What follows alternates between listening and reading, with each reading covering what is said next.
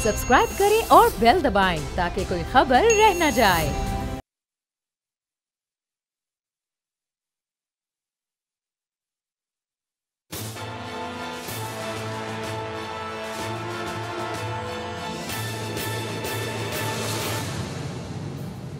अस्सलाम वालेकुम नाज़रीन, मैं हूं आपका मेज़बान समी इब्राहिम और आप देख रहे हैं प्रोग्राम तज्ज़िया।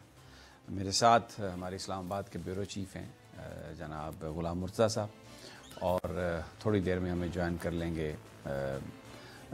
राना ताहिर साहब जो एशियन न्यूज़ के ग्रुप एडिटर हैं। और आज जिन मौज़ूआत पर हम गुफ्तगू करेंगे, ज़ाहिर है कोरोना से तो उनका बड़ा गहरा ताल्लुक़ है। आज पार्लिमानी पार्टीज़ का इजलास था, प्राइम मिनिस्टर ने उससे ख़िताब भी किया, सदारत की उसकी शुरू में, लेकिन उसके बाद बिलावल भुट्टो और शहबाज शरीफ साहब ने उसका बायकॉट किया और ये कहा कि प्राइम मिनिस्टर साहब को उठकर नहीं जाना चाहिए था। वही हमें रवायती पॉलिटिक्स नज़र आई। वैसे तो ये था कि शायद जो इस वक्त जो सूरत हाल है उसमें सब मिल जुल कर काम करेंगे, लेकिन लगता है कि वो बात बनती नज़र नहीं आ रही। सियासत इतनी गहरी है और अपने मफादात इतने गहरे हैं कि उस पर कंप्रोमाइज़ लगता नहीं है कि हो पाएगा। दूसरा, थोड़ा प्राइम मिनिस्टर के साथ जो कल सहाफ़ियों की मुलाकात थी उस पर सोशल मीडिया में भी बड़ी बहस चल निकली है। और ये कि वो जो सवालात थे, कल भी हमने अपने प्रोग्राम में उसका जिक्र किया था कि वो इस तरह से नहीं होने चाहिए थे, या वज़ीर-ए-आज़म ने जो हैंडलिंग की वो ठीक नहीं थी और वज़ीर-ए-आज़म को जवाब देना चाहिए था। एक बहस है, सब काबिल एहतराम है, वज़ीर-ए-आज़म भी काबिल एहतराम है और जो हमारे सहाफ़ी साथी उन्होंने जो बात की वो भी काबिल एहतराम है। आज़ादी इज़हार राय इस बात को गारंटी करता है। जिस तरह सहाफ़ियों की राय बहुत अहम है, उसी तरह सियासतदानों के जवाबात जो हैं उनको भी राइट है, वो बहुत अहम है कि जो भी वो जवाब दें। इसी तरह सोशल मीडिया पर जो आम आदमी इस पर बात कर रहा है उसकी राय भी बड़ी मोहतरम है, क्योंकि वो कहते हैं ना कि एक ही सफ़ में खड़े हो गए महमूद व अय्याज़। तो छोटी स्क्रीन है, ये मोबाइल उसके हाथ में है किसी के, और अगर ट्विटर और फेसबुक पे अगर कोई बात करता है तो वो भी उतना ही मोहतरम है जितना कोई एंकर या सहाफ़ी मोहतरम है। सहाफ़ी का हक़ है सवाल करना, सियासतदान का हक़ है उसका जवाब दे, जो भी दे जवाब, मर्ज़ी का जवाब नहीं हो सकता किसी का।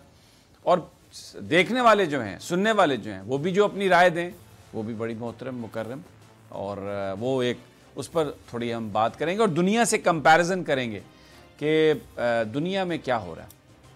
कल इजलास बुला लिया गया है, वो जो पूरी हमारी सलामती कमेटी है, उसमें गौर किया जाएगा कि क्या किया जाए आगे। लॉकडाउन हो पूरा, यानी जो प्राइम मिनिस्टर जिसके बारे में कहते हैं मुकम्मल कर्फ्यू, क्या वो हो, अभी तक जो इक़दामात हैं उनके क्या नताइज हैं, हमारा जो सामान है उसकी क्या है, क्या उसका स्टेटस है। क्योंकि प्राइम मिनिस्टर ने कल ये कहा था कि वो एक फ़ोर्स बना रहे हैं वॉलंटियर्स की, अगर वो फ़ोर्स जब बन जाएगी तो उसके बाद ही कर्फ्यू के मामले पर गौर किया जा सकता है। क्योंकि अगर आपके पास इंफ्रास्ट्रक्चर नहीं है लोगों को उनके घरों में सामान देने का, तो ये जो बस्तियां हैं जहाँ पर इतनी गुंजान आबादी है, अगर आप कर्फ्यू खोलेंगे 12 घंटे के बाद इसलिए कि आप अपनी अशिया ले आएँ, तो वो तो इतना जमे गफ़ीर होगा, इतना रश होगा कि उस कर्फ्यू का पर्पज़ ही ख़त्म हो जाएगा। तो ये बहुत सारी चीज़ें चल रही हैं। यही आज के हमारे मौज़ूआत हैं। सबसे पहले मैं आपको जो हैं सवालात किस तरीके से हैंडल दुनिया में किस तरीके से होते हैं, नवाज़ शरीफ साहब कैसे करते रहे, वो मैं आपको दिखाता हूँ। एक नवाज़ का एक क्लिप है कि वो अगर उनको कोई सवाल ऐसा किया जाए जो उनको पसंद नहीं आता था तो वो उसको कैसे हैंडल करते थे। इंसान होता है पॉलिटिशियन भी। नवाज़ शरीफ साहब से जब सवाल हुआ उनको पसंद नहीं आया तो उन्होंने अपने जज्बात का इजहार किया। अब मैं कल जो इमरान खान साहब की इंटरेक्शन थी उसमें मौजूद था, और अगर मैं मुर्तज़ा से इस पर कमेंट लेता हूँ, लेकिन अगर प्रोड्यूसर साहबा अगर वो उस शॉट को रेडी कर लें जो मीडिया का जो जवाब इमरान खान ने दिया था, तो वो भी इसका भी हम इनसे कंपैरिजन कर लेते हैं, फिर देखते हैं कि कौन किस हद तक कहाँ पर खड़ा है। मुर्तज़ा, ये जो इंटरेक्शन है इस पर सोशल मीडिया पे बड़ी बहस है।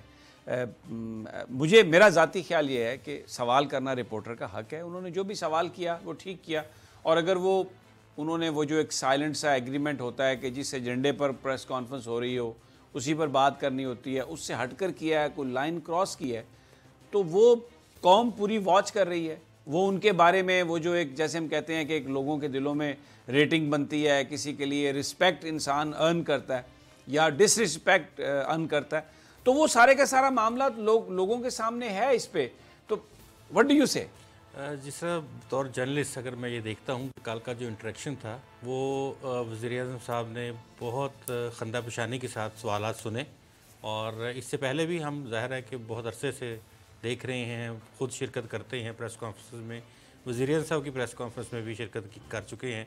तो वहाँ पे जिस तरह का माहौल कल था, हर शख्स जो है वो सवाल ज़रूर कर रहा था। हर हमारे सहाफ़ी भाई का ये हक़ है कि वो सवाल करे, लेकिन हम किसी शख्सियत के हवाले से कोई सवाल करना, अगर हम डोनाल्ड ट्रंप साहब की बात कर रहे हैं, उनका भी हमने चंक जो देखा उसमें उन्होंने कहा कि अभी इस वक्त ज़रूरत है कौम को कोरोना के हवाले से हेल्प की।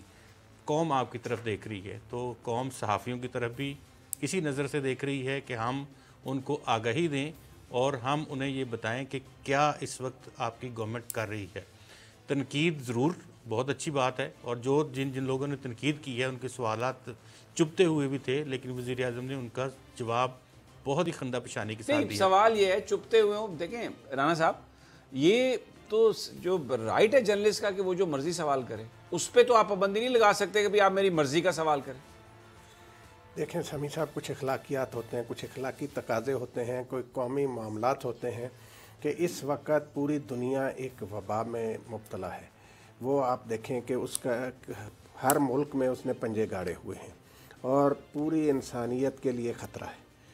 तो सारी दुनिया उसके ख़िलाफ़ लड़ रही है, उसका इलाज ढूंढा जा रहा, उसके लिए मुख्तलिफ़ तरकीब इस्तेमाल की जा रही हैं। और वज़ीर आज़म ने ये ब्रीफिंग रखी इस हवाले से थी कि कोरोना के मसले से निपटने के लिए हुकूमत क्या कर रही है, और उस हवाले से अगर सहाफ़ी भी तजावीज़ देते प्राइम मिनिस्टर को तो बड़ी अच्छी बात थी। उससे हटकर उसको एक सियासी रंग देना, मैं कहता हूँ ये मुनासिब नहीं। लेकिन आपने जो बात की कि जी सहाफ़ी का हक़ है कि वो सवाल करे, तो समी साहब डोनाल्ड ट्रंप का भी राइट है कि वो कहे कि ये नास्टी क्वेश्चन है। उसको मेरी बात सुने ना, सहाफ़ी को नास्टी क्वेश्चन करने का राइट है, तो नास्टी जवाब भी सुनने का उस दूसरे बंदे को हक है कि वो नास्टी की जवाब दे। सवाल ये है कि अगर एजेंडा गवर्नमेंट ने तय करना है हर प्रेस कॉन्फ्रेंस का, तो वो तो हर प्रेस कॉन्फ्रेंस को एक पॉइंट या 2 पॉइंट पे रख के वो मामला जिन पर गवर्नमेंट जवाब नहीं देना चाहती या जिन पर उनका रिकॉर्ड ख़राब है, वो एजेंडा नहीं रखेंगे। तो फिर तो आप रिस्ट्रिक्ट कर दिया आपने मीडिया को, फिर तो यही तो कंट्रोल्ड है सारी सिचुएशन।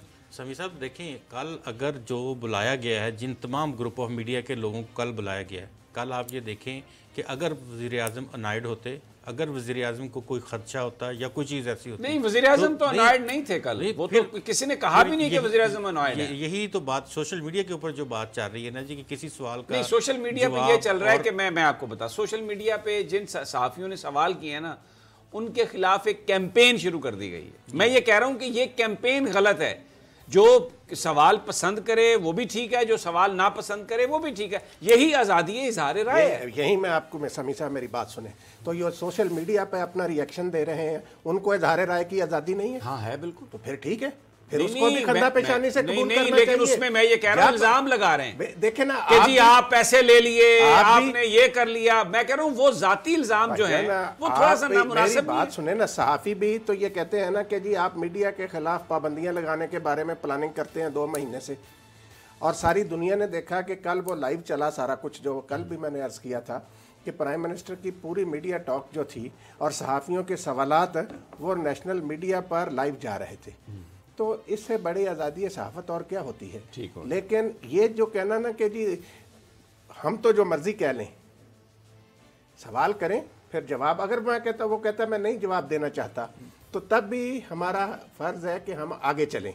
ये नहीं कि हम उसको कहें नहीं हमने चूँकि सवाल कर लिया इसलिए आप जवाब दें। अच्छा, इसमें मैं एक छोटा सा वो ऐड करना चाहूँगा कि इसमें सबसे अहम जो नज़र आ रहा था उसमें ये था कि अभी इंटरेक्शन 1-2 मरतबा हुआ है। ये इंटरेक्शन अगर वज़ीर आज़म एक आध दफ़ा और मज़ीद कर लेंगे, मेरे ख़्याल में जितने हमारे दोस्त सहाफ़ी हैं उनके सवालात, जो इस तरह के सवालात बहुत देर का इकट्ठा हुआ, 2 साल का ये मटेरियल था जो बाहर निकला है, तो अभी वो भी कुछ कम हो जाएंगे। 2 साल का तो नहीं था, ये तो अभी असल जो सवाल थे वो तो शमी एक खास साहब, इशू पर थे, कोई 2 शमी साल साहब का जो बात था कर रहे हैं ना, नहीं। बात ये है कि एक बात हो गई ना, उसको वहीं खत्म हो जाना चाहिए था, कोई कैंपेन शैंपेन नहीं बननी चाहिए। मैं बात ये अपनी कह रहा हूँ कि जगह है। बिल्कुल जो वो एक होता है ना सिलसिला, वो नामुनासिब है। और अगर आप जर्नलिस्ट पर ये नहीं, इल्ज़ाम वो लगाना देखिए, शुरू कर वो दें कि जी पुराने वो जर्नलिस्ट हैं, सीनियर जर्नलिस्ट हैं, इसमें तो कोई शक नहीं। तो वो अगर उन्होंने और वो हमेशा से वो ये सवाल करते हैं, मालिक साहब को आप सुने, वो एक उनकी कंसिस्टेंसी है, उनका एक अपना ओपिनियन है जिस पर वो सवाल करते हैं। और रऊफ क्लासरा का भी एक अपना स्टाइल है और वो भी उसी स्टाइल से सवाल करते हैं। हमें और सिर्फ उसमें भाईजान सवाल पे नहीं मसला ये है कि सवाल कर लिया ना तो फिर जवाब पे भी नाराज नहीं होना चाहिए।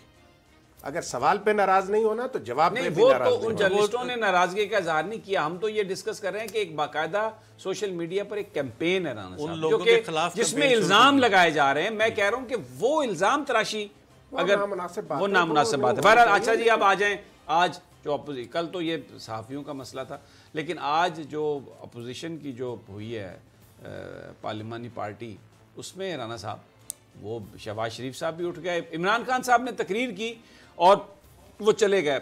अपोजिशन शायद ये चाहती थी कि इमरान साहब बैठें और उनके साथ इंटरेक्शन हो, तो इस पर शहबाज शरीफ साहब ने कहा कि वो अपनी बात करके चले गए तो मैं भी फिर चला जाता हूँ उठ के। फिर बिलावल भुट्टो भी चले गए। देखें भाईजान, बात यह है, इस हवाले से मैं कहता हूँ कि अगर आपने ये कॉन्फ्रेंस बुलाई थी, क्योंकि स्पीकर साहब ने बुलाई थी, स्पीकर साहब ज़ाहिर है हुकूमत के आदमी हैं, तो वज़ीर आज़म साहब को चाहिए था कि वो इन दो कम अज़ कम बिलावल भुट्टो और शहबाज शरीफ साहब की तकरीर ज़रूर सुनते। बेहतर होता कि वज़ीर आज़म कॉन्फ्रेंस के अख्ताम पर अपना जो इख्तितामी स्पीच करते, सारों की तजावीज़ सुन के उसके बाद ख़िताब करते। ये मैं समझता हूँ कि शहबाज शरीफ साहब ने भी बहुत ज़्यादा सख्त रद्द-ए-अमल दिया है, इतना ना करते तो भी बेहतर था, लेकिन वज़ीर आज़म साहब को भी बैठना चाहिए था। मुर्तज़ा, आप क्या कहते हैं? बिल्कुल, ये जिस तरह राना साहब ने कहा, मैं भी इससे इत्तफाक करता हूँ कि जितनी बात वहाँ पे हुई है उसमें जिस तरह स्पीकर ख़ुद चेयर कर रहे थे उस इजलास को, तो स्पीकर को भी उनका किरदार ज़्यादा अहम है कि वो तमाम लोगों से जिस तरह हाउस चलाते हैं इसी तरह से तमाम लोगों से उनकी राय ले ली जाती और वज़ीर आज़म साहब को बाद में कहा जाता है कि अब आप इस राय की रोशनी में आप अपना लाहा अमल जो है वो बताएं।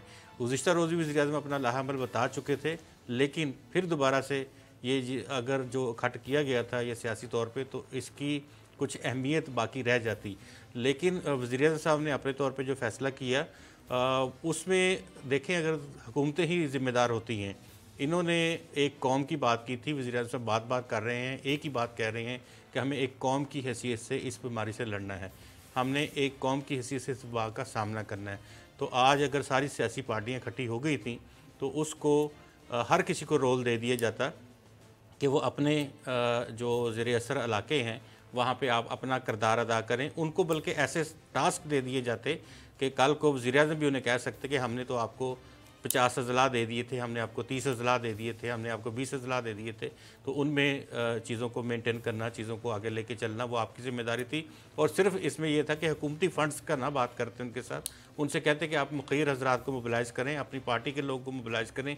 और जिनके तो इसमें बात यह है कि ये जो सारा काम है, अगर पाकिस्तान के हवाले से किसी ने काम करना है तो उसके लिए प्राइम मिनिस्टर की इंस्ट्रक्शंस की ज़रूरत है।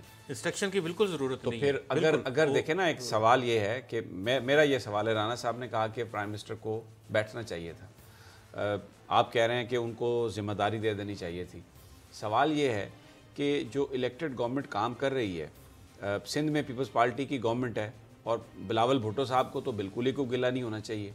वो तो जो भी उनकी पॉलिसी है वो मुराद अली शाह साहब इम्प्लीमेंट कर रहे हैं और प्राइम मिनिस्टर ने भी कहा कि सूबे खुद मुख्तार हैं। मुझे ये लग रहा है कि अपोजिशन हर वक्त जब भी कोई अपॉर्चुनिटी आती है, ख़ास तौर पर जो शहबाज शरीफ साहब हैं, वो एक मौका ढूंढते हैं कि किसी न किसी तरीके से उनकी एक प्राइम मिनिस्टर के साथ वर्किंग रिलेशनशिप और एक इंटरेक्शन इस तरह की हो जाए जिसमें शायद उसके अंदर ये ख्वाहिश छुपी हुई है कि वो जो मुकदमात हैं और वो जो जेलें हैं, वो जो एक मिल के साथ सबको लेके चलें। जब जाहिर है एक इंटरेक्शन होगी, एक ताल्लुक बनेगा, तो फिर सारी बातें होंगी और प्राइम मिनिस्टर इस बात से अवॉइड करना चाहते हैं। उन्होंने देखिए ना, अपोजिशन हमेशा जब भी कोई कश्मीर का मामला हुआ तो जी अगर आप जरदारी साहब का प्रोडक्शन ऑर्डर या ख्वाजा साद रफ़ीक का प्रोडक्शन ऑर्डर नहीं होगा तो हम इस पर नहीं, इजलास नहीं शुरू होने देंगे।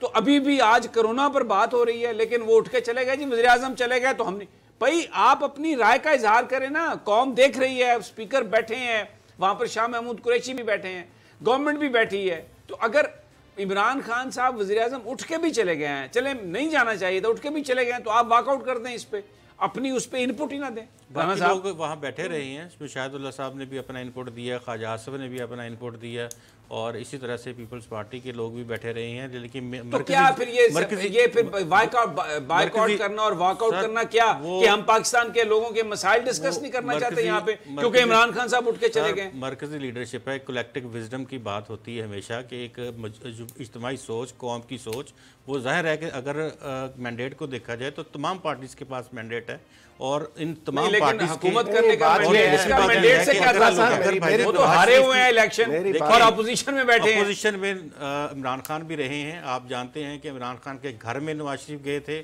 और फिर उसके बाद जब वो जख्मी हुए, तो यही आप चाहते हैं, यही वो चाहते हैं कि अब इमरान खान उनके घर भी आए और सब मिलजुल कर रहे हैं, सब मिलजुल कर रहे हैं। इमरान खान को मुख्तलिफ सियासतदान थोड़ी है उनसे, तो आप यही चाह रहे हैं ना कि सब मिलजुल कर रहे हैं, या पीपल्स पार्टी से मुख्तलिफ सियासतदान। मुर्तज़ा साहब मसला ये है, मुर्तज़ा साहब मसला ये है, देखें मैं आपको, सब मिलजुल कर रहे हैं। बात ये है, इसमें कोई शक नहीं कि वज़ीर आज़म साहब को नहीं जाना चाहिए था।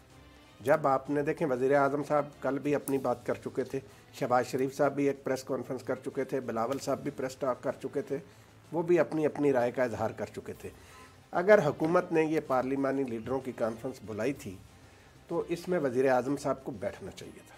लेकिन अगर वज़ीर आज़म साहब नहीं बैठे, आप वैसे कह देते, अपनी तकरीर में कहते कि वज़ीर आज़म साहब को यहाँ बैठना चाहिए था। लेकिन जिस तरह शहबाज शरीफ साहब ने कहा कि जी मैं, जिस तरह वो अपना अक्सर करते हैं, जिस तरह की वारदात है कि भाई मैं, आपने या तो आपकी पार्टी बाइकाट कर देती, उसकी शहबाज शरीफ साहब उठकर ये चीज़ें देखें, ये एक लीडर के शान शान नहीं होता कि वो प्रोटोकॉल में पड़ जाए कि अगर वज़ीर आज़म नहीं बैठा तो मुशाहिदुल्लाह बैठेंगे, ठीक है मैं जा रहा हूँ, बिलावल साहब कहें राजा परवेज़ अशरफ साहब बैठेंगे, मैं नहीं बैठूँगा।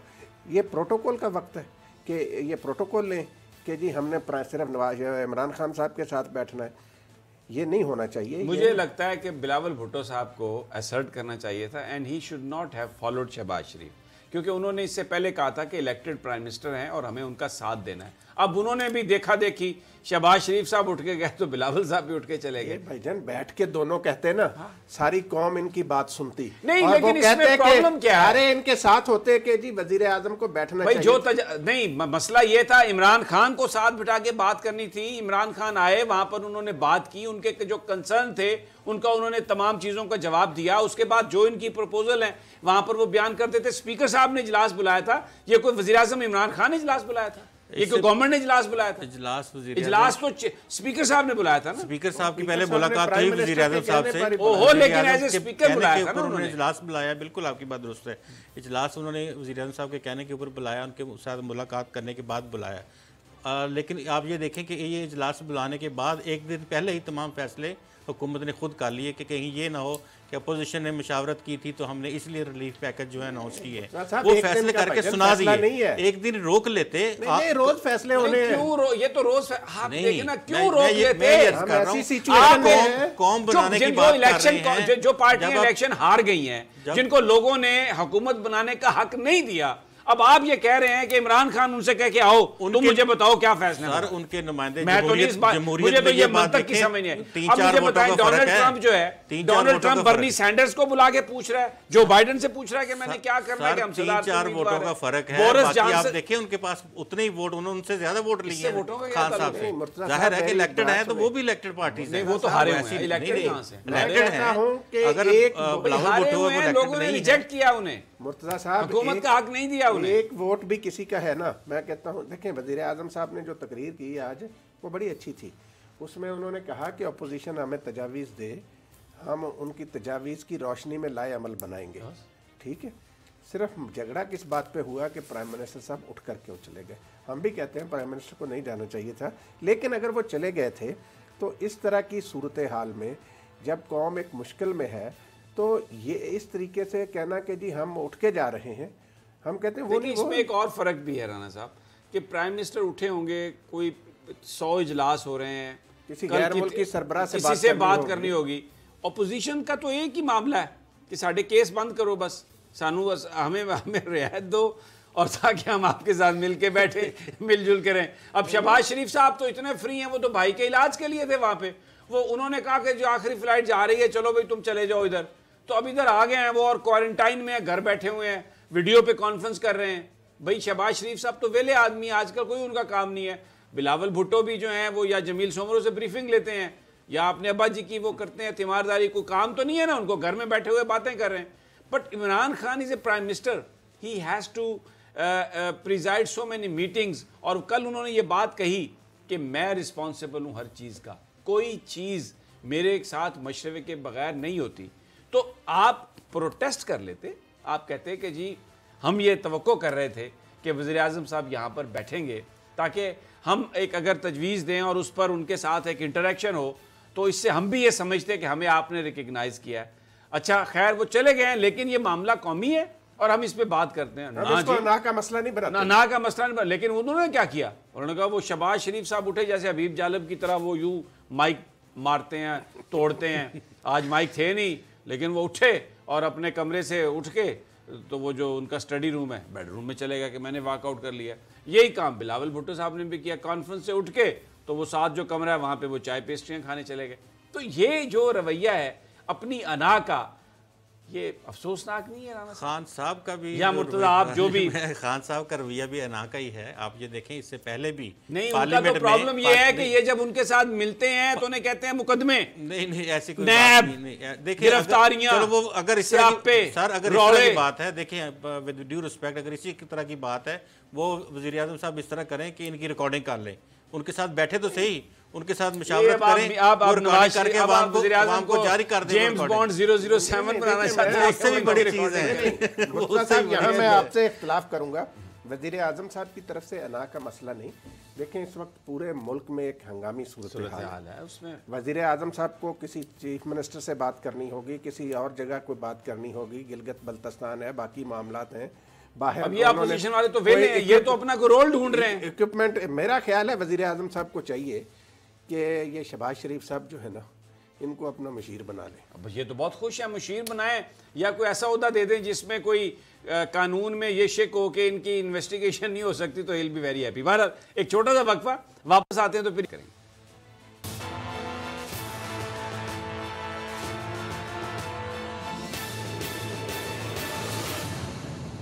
वेलकम बैक नाजरीन, प्रोग्राम तज्जिया और राना ताहिर साहब मेरे साथ हैं, हमारे जनाब गुलाम मुर्तज़ा हमारे साथ हैं। बात हो रही है हुकूमती रवैयों की, बात हो रही है अपोजिशन के रवैयों की ओवरऑल। अब जो कल इजलास है, एक बड़ा इजलास, उसमें एक सवाल ये है कि लॉकडाउन हम देख रहे हैं पिछले 2-3 दिनों में कराची में भी जो लॉकडाउन हुआ, आज बड़ी उसकी खिलाफ वर्जी ज़्यादा हुई, ज़्यादा लोग सड़कों पे निकल आए। लग नहीं रहा कि आप कोई वॉलंटियरली किसी को लॉकडाउन पर मजबूर कर सकेंगे, क्योंकि उससे जो लोग हैं उनके मसाइल हैं, जेन्युइन मसाइल हैं। मुझे बहुत सारे स्टूडेंट्स के मैसेजेस आए हैं कि ऑनलाइन एजुकेशन का बहुत बर्डन है उन पर और वो शायद ये नहीं कर पाएंगे। एक छोटा सा घर है, उसमें 6 बंदे रह रहे हैं, तो स्टूडेंट्स जो है जब वो यूनिवर्सिटी में होते हैं, क्लासरूम में या अपने हॉस्टल में, तो it is much easier for them to study. और जो हमारी गुंजान आबादी हैं, मुतवसत तबके के लोग ज़्यादा हैं हमारे पास, या गरीब लोग ज़्यादा हैं, उनके घरों में वो सहूलियात नहीं है, खाने के लिए कुछ नहीं है। दिहाड़ीदार हैं, मैं इस्लामाबाद में आज मैंने देखा कि वो सड़कों पर बेलचा रखा हुआ है और लोग बैठे हैं, काम के लिए कुछ नहीं है। कोई गाड़ी आती है कोई चीज़ लेके तो दर्जनों उसकी तरफ दौड़ते हैं। तो वो मकसद ही जो लॉकडाउन का है वो फौत हो चुका है, वो बिल्कुल नहीं है। जो दुकानें हैं, चंद एक दुकानों में लोग ये ख्याल कर रहे हैं कि उनसे कह रहे हैं कि आप 6 फुट दूर रहें, 5 फुट दूर रहें, 6-7 लोग अंदर जाएं, अदरवाइज़ जाएं तो लंबी लाइनें लगी हुई हैं। और वो जो सोशल डिस्टेंसिंग का जो कॉन्सेप्ट था वो उस पर अमल दरामद नहीं हो रहा। तो फिर कल क्या फ़ैसला होगा? कर्फ्यू, अगर कर्फ्यू होगा तो क्या वो हमारे पास सारी फोर्स तैयार है? क्या वो इंफ्रास्ट्रक्चर मौजूद है कि जिसके ज़रिए लोगों को उनके घरों तक अगर हम वो चीज़ें पहुंचा सकें? मुर्तज़ा, ये तो सिचुएशन बड़ी गंभीर है। जी बिल्कुल, आपकी बात दुरुस्त है और यही फ़ियर्स वज़ीर-ए-आज़म इमरान खान के हैं। और जितना ये टाइम बुनियादी तौर पे दिया जा रहा था, इसमें आहिस्ता आहिस्ता ये फेजेस तय किए हैं हमने और इन फेजेज़ में बहुत कुछ हो भी चुका है, ऐसी बात नहीं है। जो आपने बात की सोशल डिस्टेंस की, वो इसी दिनों में ये जो एक हफ़्ता पिछला गुजरा है, इसमें ये जो तैयारी है बुनियादी तौर पे हम एक दूसरे को तैयार कर रहे हैं। मैं अपने घर वालों को तैयार कर रहा हूँ, अपने अज़ीज़ व अक़ारब को तैयार कर रहा हूँ, और आप भी अपने इर्द गिर्द और अपनी चीज़ों को तैयार कर रहे हैं। इसी तरह से जो मुखय्यर हज़रात हैं, वे हमारी इतलात यही हैं कि बहुत सारे लोगों ने बहुत सी मेहनत करते हुए अपने गरीब भाइयों के साथ, अपने जो मुस्तहकीन हैं उनके साथ तावन भी कर लिया है। और अगर कल हम इस तरह के फ़ैसले की जानिब बढ़ते हैं, और क्योंकि एक अदाद-ओ-शुमार भी हमारे पास आने थे, 2-3 दिन से जो अदाद-ओ-शुमार आ रहे हैं उसमें आज भी कुछ थोड़ा सा ग्राफ ऊपर जा रहा है। अगर वो ग्राफ बढ़ रहा है तो अल्टीमेटली फिर हमारे पास और कोई ऑप्शन नहीं है। राना साहब, मुझे ये तो मुर्तज़ा जो आप बातें कर रहे हैं ना, ये तो सारी किताबी बातें हैं कि हमने ये चाहिए और हमें ये नहीं चाहिए। बात ये नहीं है, आप लोगों के पास खाने के लिए कुछ नहीं है, कारोबार उनके बंद हो गए, आप उन्हें घरों में बंद करेंगे फोर्स के ज़रिए। राना साहब, जो अमीर आदमी है, जिसके घर में फ्रिज में कोई चीज़ पड़ी है, जिसके घर हर चीज़ पकाने के लिए पड़ी है, वो तो वीडियो देख लेगा, कोई फिल्म देख लेगा, बच्चों के साथ बैठ जाएगा। और भाई गरीब आदमी जिसके घर एक कमरे में 6 बच्चे हैं और 6 के 6 भूखे हैं, राना साहब वो रुकेगा अंदर? उसको आप ताकत के ज़रिए रोकेंगे? वो बाहर निकलेगा तो आप उसे गोलियाँ मारेंगे? क्या करेंगे? देखें समी साहब, बात यह है कि ये एक गैर मामूली सूरत हाल है, कोई छोटी मोटी बात नहीं है। इसमें हर एक को ज़िम्मेदारी का मुजाहरा करना है। बात यह है, मैं आपको बताऊं, आप जो बात कर रहे हैं मैं आज भी देख रहा था, लोग खाना भी तकसीम कर रहे हैं, लोग माली मदद भी कर रहे हैं गरीब लोगों की। पाकिस्तान में अल्लाह के फजल से ऐसे लोगों की कमी नहीं है जो गरीबों का ख्याल करते हैं। और ख़ास तौर पर ऐसी सूरत हाल में मैं आपको बताऊं कि आज मैंने खुद 3-4 जगहों पर देखा कि लोग राशन भी दे रहे थे गरीबों को, लोग पैसे भी दे रहे थे। तो मैं नहीं समझता कि ऐसी सूरत, खुदा न खास्ता अगर हमें उस तरफ जाना पड़े। अगर आप सिर्फ समी साहब देखें, कर्फ्यू से पहले आप अगर ये लॉकडाउन वाली सूरत हाल जो है ना, इसको ज़्यादा मौसर बना लें तो ये हो सकता है। मिसाल के तौर पर ये जो मेडिकल स्टोर हैं या फार्मेसी है, अगर आप कहें कि जिस तरह कराची में उन्होंने किया है कि हस्पतालों के साथ जो मेडिकल स्टोर हैं वही खुले हैं, बाकी बंद कर दिए, तो आप इनको भी बंद कर दें। उनमें भी क्योंकि मेडिकल स्टोरों पर दूसरी चीज़ें भी होती हैं, इसलिए लोग जानते हैं वहाँ लेने के लिए। तो हुकूमत को इस सिलसिले थोड़ा से सख्ती हमें बर्दाश्त करनी पड़ेगी, ये ज़रूरी है। तो लेकिन आप जो देखें पूरा, राना साहब, पूरे इस्लामाबाद में 2 हॉस्पिटल हैं, आप सारी बाकी फार्मेसियाँ बंद करवा दें तो इसका मतलब है कि 10 मील दूर जाके को बंदा जाए दवा लेने के लिए। ये कैसे हो सकता है? हर बंदे के पास तो कार नहीं है राना साहब। मैं आपको बताऊं, इस्लामाबाद हर बंदे के पास तो कार नहीं है, पब्लिक ट्रांसपोर्ट तो है नहीं। मेरी गुजारिश सुने ना भाईजान, G10 में भी हॉस्पिटल है, F10 में भी हॉस्पिटल है। कितने हैं? हर सेक्टर में तो नहीं है ना। आप अंदाजा करें, अगर किसी ने दवा लेनी है तो वो कितनी दूर जाएगा, कैसे जाएगा राना साहब? भाईजान वही बात है ना। तो अगर आपने वैसे ही किसी आदमी को मारना है घर में बंद करके, तो वो तो फेंक लेता बात। वो आप देखें ना, उसके लिए आप टाइम जो है ना थोड़ा कम करें। ये जो ले अपना ना, कम से कम शाम तक आप 6 बजे ये सारी बंद करवा दें, ताकि जिस किसी ने कोई चीज़ लेनी है उसके बाद खुदा न खास्ता किसी को और इमरजेंसी होती, कोई और चीज़ होती, तो 1.5-2 किलोमीटर के फासले पर कोई ना कोई हॉस्पिटल छोटा मोटा मौजूद है। ये 1.5 किलोमीटर में इस्लामाबाद में भी नहीं है, पाकिस्तान में कहाँ है? और यहाँ पे कोई 911 नहीं है भाईजान। कहाँ से लोग आप बंद देखें। मैं ये अर्ज़ कर रहा हूँ कि ये ठीक है, ये बड़ा अच्छा लग रहा है ये बात, और है भी, शायद इसका तरीका भी यही है। लेकिन मैं वज़ीर-ए-आज़म की जो ये बात है, मुझे उससे इत्तेफाक है कि ये जो इंतहाई एक्सट्रीम स्टेप है, अगर आपके पास कोई इंफ्रास्ट्रक्चर नहीं है लोगों को हैंडल करने का, डील करने का, कोई हेल्पलाइन ऐसी हो जिसमें कोई आदमी घर में है, मर रहा है, और उसको आपने अगर मदद आप नहीं दे सकते, तो ये तो बहुत ज़्यादा कैटास्ट्रॉफिक होगा।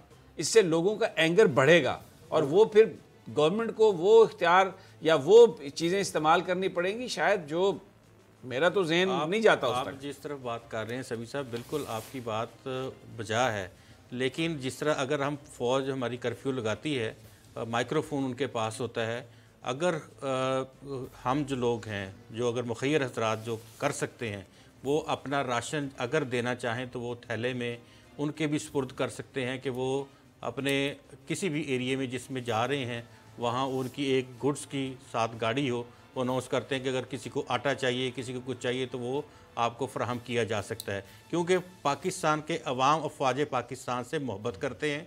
वहाँ पे कोई 1 रुपया किसी तरफ नहीं जाएगा, वहाँ कोई जो सामान है वो दे दिया जाए उनकी मदद के लिए। लेकिन ये बहुत ज़रूरी है कि आप उनको क्वारंटाइन करें, उनको घर में रोकें, स्टे होम का कॉन्सेप्ट दें। लेकिन अगर खुदा न खासा मेरे मुंह में खाक कि अगर ये बात ना काबू हो सकी और ये बढ़ा, तो फिर वो हम जो बाज़-औक़ात कहते हैं कि अब तख्त उछाले जाएंगे, अब ताज गिराए जाएंगे, फिर वो वाली सिचुएशन हो सकती है। अगर घर में लोगों के पास कुछ नहीं होगा, कोई उनको मदद फराहम करने वाला कोई नहीं होगा, तो फिर दुकानें तो बंद वो खोल लेंगे, खुद अवाम बाहर निकल के खोल लेंगे। सारी दुनिया इस वक्त जो है वो हर मुल्क की हुकूमत को ख़तरा है, वहाँ शराफिया को ख़तरा है, जिन्होंने माल बनाया सरमायाकारी निज़ाम को ख़तरा है, ठेकेदारों को हालत खतरा तो ये है। मुझे बताएं कि इस वक्त अब मैं देखें वो जो मारिया बी का जो ओनर हैं, उनके मुलाजम को हुआ कोरोना। रिस्पॉन्सिबिलिटी देखें, पढ़े लिखे आदमी हैं, समझदार आदमी हैं, इतनी बड़ी चेन चला रहे हैं और बड़ी कंट्रीब्यूशन है उनकी,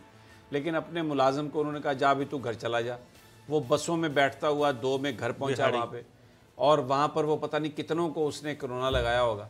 मुझे ये बताइए कि ये रवैया है जब इस सोसाइटी में इस तरह के लोग भी मौजूद हैं, और कितने लोग मौजूद हैं। तो हम अच्छी अच्छी बातें तो कर सकते हैं कि जी बड़ा वलवला है, बड़ा ये है, बड़ा वो है। कल एनडीएमए के जनरल अफजल साहब ने बताया कि करोड़ मास्क का वो ले गया ऑर्डर एक बंदा, और मार्केट में पैसे ज़्यादा हुए तो वो आया ही नहीं, हम उसको ढूंढ रहे हैं। तो आप मुझे ये बताइए कि आप जाएं, रमज़ान आता है तो मार्केट में चीज़ों की कीमतें आसमान पर चली जाती हैं। ये जो सारा आटे का बहरान आया, ये जो सारा चीनी का बहरान आया, ये क्या कोई नेपाल के लोग थे? ये भी तो पाकिस्तानी बिजनेसमैन हैं जिन्होंने ये सब कुछ किया। तो ये जो अच्छी लगती हैं बातें ये कि जनाब ऐसा हो जाए, पूरी कौम ऐसा आ जाए, तैयार आ जाए, कौम एक है, लेकिन आप जाएं आम बाजार में जाके देखें ये जो जली चीज़ें मिल रही हैं, ये सब कुछ ये कहाँ से फिर आ रहा है अगर ये कौम ऐसी बड़ी ज़बरदस्त है तो? सर, सेंस ऑफ रियलाइजेशन की बात अगर आप करते हैं तो वाकई आपकी बात दुरुस्त है कि बहुत सारी जगहों पे नहीं है, लेकिन बहुत सारे लोगों में सेंस है। बहुत सारे लोग, आप अगर गुज़िश्ता हमारे तमाम क्राइसिस देखें, उन तमाम क्राइसिस में आप ये देखेंगे कि वो कोई सैलाब था, वो कोई ज़लज़ला था, या कोई और कुछ चीज़ थी, उसमें तमाम कौम अपने आप को उसने साबित किया है। और इतने मुंह खोले हैं ख़जानों के लोगों ने कि वो 6-6 महीने तक हॉस्पिटल्स में लोग चलाते रहे। यही इस्लामाबाद का एक बड़ा हॉस्पिटल। मुझे एक ब्रेक पर जाना है, लेकिन मैं ये भी आपको याद दिला दूं कि वो जो फलाने में आने वाला सामान था वो बाद में 6-6 महीने बाद गला सड़ा कई गोदामों से मिला, और पता नहीं वो ये जो थैले आते हैं कहाँ कहाँ किस किस के पास पहुँचे। और ये भी पाकिस्तानी थे जो बेनज़ीर इनकम सपोर्ट प्रोग्राम में, जो हज़ारों लोग जो 16-17 ग्रेड के थे, उनके स्पाउसेस थे, और वो सारे माल बना रहे थे। बहरहाल मुआशरे में हर तरह के लोग मौजूद हैं, हमें उम्मीद तो अच्छाई की करनी चाहिए, लेकिन ये बिटर रियलिटी है। अगर आप इसको डिस्कस नहीं करेंगे, कबूतर की तरह आंखें बंद कर लेंगे, तो इसका ये मतलब नहीं है बिल्ली आपको छोड़ देगी। एक छोटा सा वक्फा नाजरीन, गुफ्तगू जारी रहेगी।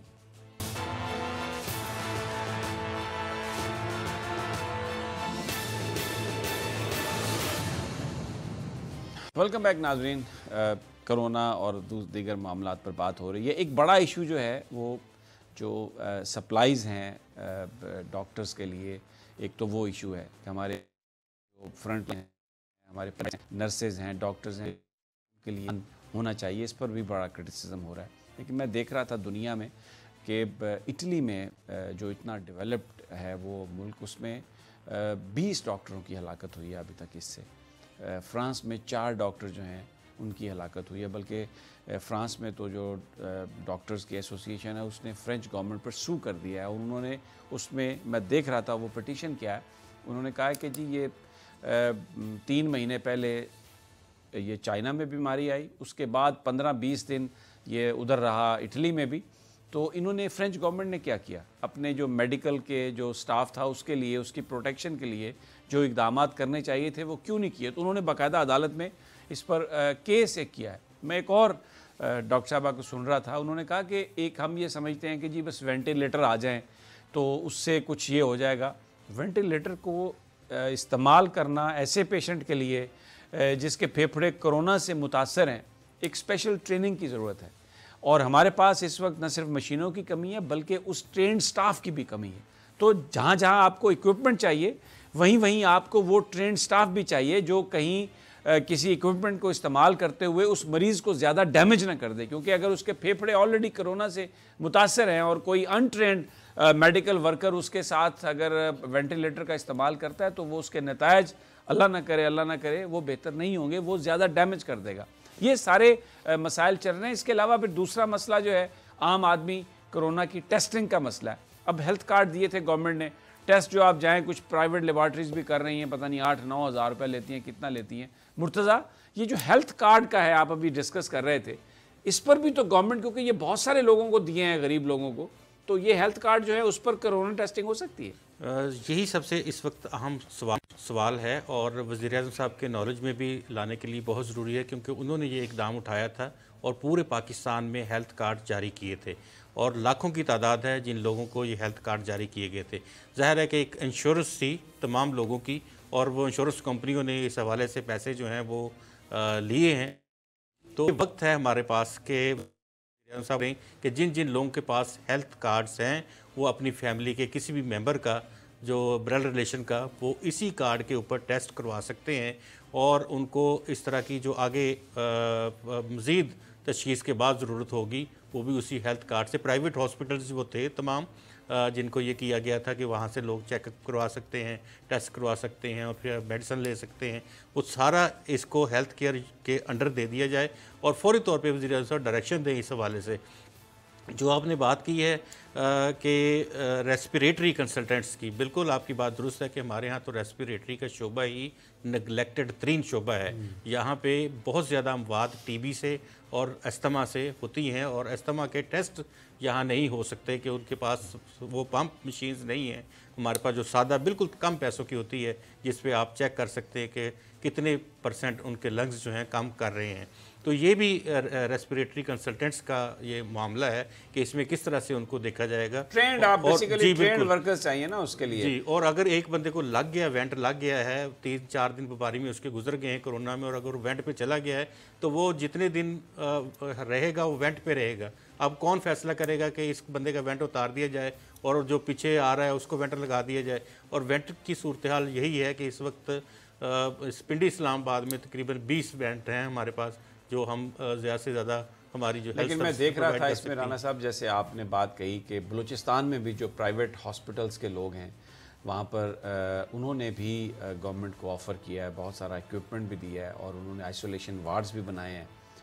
और वहाँ पर इस्लामाबाद में भी कल हमने बात की थी डॉक्टर अमजद से, वो भी बता रहे थे कि प्राइवेट जो हमारा अमला है, जो प्राइवेट सेक्टर है, उसमें अच्छे बुरे लोग मौजूद हैं, तो वो हम एक बैलेंस शीट बना सकते हैं। लेकिन इस वक्त जो वाइब्स आ रही हैं उसमें ये है कि एक एपेटाइट मौजूद है। प्राइवेट जो लोग हैं वो ख़र्चा भी करना चाहते हैं, लेकिन ज़रूरत इस बात की है कि वो जो सारी ताकत है, वो जो सारा जज्बा है, अगर उसको चैनलाइज हम सही तरीके से कर लें। और शायद यही वजह थी कि स्पीकर साहब को ये ज़िम्मा दिया गया था कि वो पार्लिमानी जो पार्टीज़ हैं उनका एक इजलास बुलाएं, ताकि कोई ऐसी सूरत हाल हो कि जिसमें तमाम लोग अपनी इनपुट दे के शरीक हो जाएं। लेकिन वो बहरहाल एक ईगो प्रोटोकॉल, कौन बैठे कौन ना बैठे, उसकी नज़र हो गया। शायद आगे कोई और मज़ीद मौका आ जाए, प्राइम मिनिस्टर कोई आगे जाकर कोई ये फ़ैसला कर लें कि वो मज़ीद कोई मुलाकात करने के लिए आए, या अपोजिशन के लीडरान ही ये सोच लें कि चले ठीक है इसको हम ईगो का मसला नहीं बनाते, because it is about Pakistan. कोई ऐसी बात राना साहब हो सकती है आगे चल के? बिल्कुल हो भी सकती है और होनी चाहिए भी समी साहब। ये देखें, इस ऐसे मामलात को कतई तौर पर अना का मसला नहीं बनाना चाहिए। इस वक्त इस वबा को फेस करना है हमें और इस कौम में इत्तफाक और इत्तेहाद बहुत ज़रूरी है और इस मसले पर कतई तौर पर किसी को भी सियासत नहीं करनी चाहिए। बिल्कुल ठीक है, नहीं सियासत नहीं होनी चाहिए और हमें क्रिटिसिज्म करने का हमें हौसला होना चाहिए। और अगर कोई बात ऐसी शख्स कर रहा है या कोई जर्नलिस्ट या आम आदमी, तो उस पर इल्ज़ाम नहीं लगाना चाहिए कि जनाब आप तो ये पैसे लेके बात कर रहे हैं या आप अपने मफाद के लिए बात कर रहे हैं। हो सकता है वो जो भी बात कर रहा हो अपनी कन्विक्शन के तहत कर रहा हो और इसी चीज़ का नाम इजहार आज़ादी राय है। बहरहाल इजाज़त दीजिए, कल फिर इंशाल्लाह मुलाकात होगी अल्लाह ने के बाद।